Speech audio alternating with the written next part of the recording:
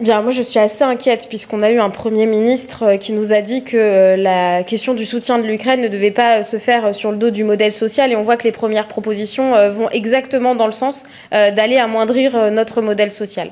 En réalité, ce qu'il faut bien comprendre, c'est qu'il nous faut bien entendu aller chercher de l'argent pour pouvoir soutenir l'Ukraine, assurer une souveraineté et une indépendance de nos démocraties européennes face aux attaques russes qui sont présentes et auprès du continent européen aux frontières de l'Ukraine, mais aussi parce qu'ils essayent d'attaquer notre démocratie avec des stratégies d'influence. Il faut donc réfléchir de manière un peu stratégique. Nous avons tout d'abord à nous sortir de notre dépendance aux énergies fossiles, aux intrants et aux engrais des Russes, puisque nous continuons d'une main à les financer leur effort de guerre, et de l'autre main de dire que nous souhaitons renforcer notre indépendance. Donc, il faut déjà sortir de ces énergies fossiles, et pour l'instant, personne n'en a parlé, à part les écologistes, dans le débat public. La deuxième chose, c'est de mettre à contribution le capital des avoirs russes qui sont actuellement gelés.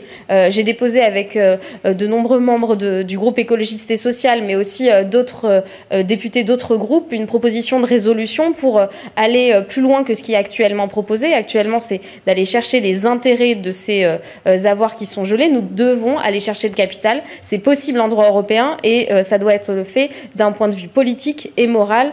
C'est aussi ce que demandent 140 prix Nobel et de nombreux économistes qui nous disent que c'est tout à fait possible. Et ensuite, sur la question d'aller chercher de nouvelles ressources.